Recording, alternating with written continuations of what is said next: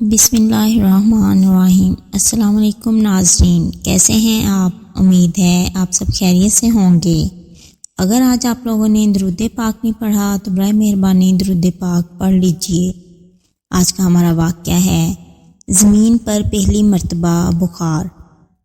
زید بن اسلم اپنے والد سے روایت کرتے ہیں کہ حضور اکرم صلی اللہ علیہ وآلہ وسلم نے فرمایا کہ جب حضرت نوح علیہ السلام نے بے حکم الہی ہر جوڑے کو کشتی میں سوار کر لیا تو آپ کے ساتھیوں نے عرض کی کہ ہمارے ساتھ تو شیر بھی ہے، شیر کی موجودگی ہمارے لیے اور دوسرے جانوروں کے لیے امن و امان کا باعث کیسے ہوگی؟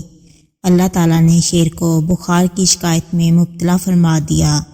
سرکار مدینہ علیہ الصلوۃ والسلام فرماتے ہیں روئے زمین پر پہلی مرتبہ بخار اس وقت اترا بعد ازاں آپ سے چوہے کی شکایت کی گئی کہ یہ ہماری اشیاء خورد و نوش کو نقصان پہنچاتا ہے۔ اللہ تعالیٰ کے حکم سے شیر نے چھینک ماری جس سے ایک بلی نکلی۔